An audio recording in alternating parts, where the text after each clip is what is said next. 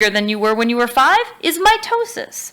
Mitosis also is great for repair of damage. If you have some kind of accident, like when we were talking about the cut on your arm or your leg, you want to make sure that it can get repaired. Well, you have to make more cells to do that. So mitosis is great for that. What mitosis is not, okay, it's really important to understand what it is not. It is not a process that makes sperm or egg cells, because that is something called meiosis, which sounds very much like mitosis, unfortunately, but it is a different process. Okay, mitosis is only done by body cells. Mitosis also makes identical cells. That is the goal, is identical cells. So if you're trying to make more skin cells to replace worn out or damaged cells, you don't want to start suddenly making stomach cells there. That would be ridiculous. You want to make sure you have identical cells replacing what was lost.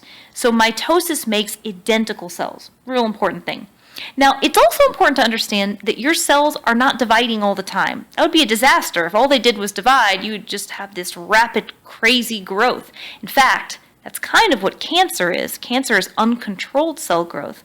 We have a great clip on the cell cycle and what the cell is usually doing most of its daily life, which is actually a phase called interphase, where it's growing and it's replicating its DNA and carrying out some of its cell processes. That's what it spends most of its time doing. But mitosis is a very short amount of time. But during that time, it's a very important process because this is where it is going to divide. Before we get into the steps of division, it's really important to understand that your cells have something inside them, an organelle called the nucleus. And the nucleus holds your DNA. DNA is really important because it's your genetic information. And if you're going to make more cells, you need to have the same DNA in those new cells as you did in the original cell. You want it to be identical, no mistakes. Very important.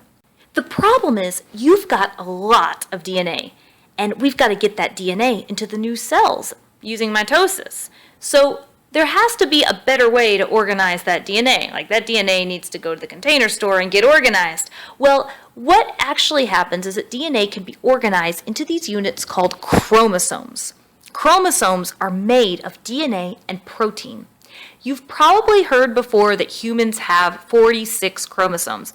That means in human body cells, in the nuclei, that's the plural of nucleus, you don't say nucleuses, you say nuclei. In the nuclei, there are 46 chromosomes. So basically that means that DNA is organized in chromosomes. It also makes it a lot easier to move over when you're making new cells. Okay, now here's something that's tricky about mitosis that students get confused with.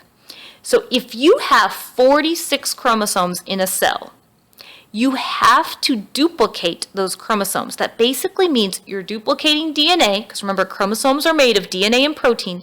You're duplicating the chromosomes before you divide. You have to do that because if you're going to make an identical cell that has 46, well, you had to duplicate it before splitting.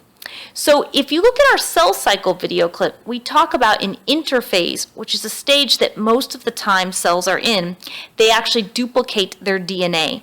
So during that time, they would have duplicated their DNA. So instead of 46 chromosomes, during interphase, they would duplicate and have up to 92 chromosomes. So that when it gets to mitosis, they will be able to split into two cells that each have 46 chromosomes. And that will be identical to the original cell. So let's get right into the mitosis stages. I like to tell students to remember PMAT. It's a little acronym, helps you remember the P is for prophase, the M is for metaphase, the A is for anaphase, and the T is for telophase. So you can remember PMAT. That's the stages in order. So the very first step is prophase. Prophase, because it's the beginning step, the nucleus is still there, and it's going to go away in a little bit, so this is a stage where it's actually still there. And the chromosomes are visible. In fact, we say they're condensing, which means they're kind of thickening and visible. So prophase, very beginning step. The next stage is metaphase, M for metaphase, and I also like to remember the M for middle, because in this stage, the chromosomes line up in the middle of the cell. The nucleus has been disassembled, it's no longer there, so we've got the chromosomes in the middle. waiting there to be pulled apart for the next stage. Next, the A is for anaphase. In anaphase, I like to think of the A is for away. The chromosomes move away. They're moving to the opposite side of the cell. So they're kind of moving to the poles of the cell. Now, one thing to point out, these chromosomes are not just moving by themselves. They actually have something called spindles. These spindles are fibers that help move the chromosomes to the opposite ends. It kind of helps them move along.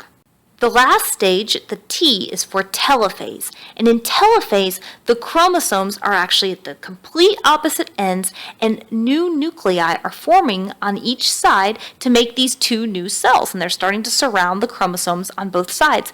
So I like to think of the T is for 2, because in mitosis you end with 2 cells. And again, remember, they are identical. You can really quiz yourself online with a lot of mitosis pictures. There's tons of mitosis quizzes online to practice being able to look at the cell picture and naming what stage it is.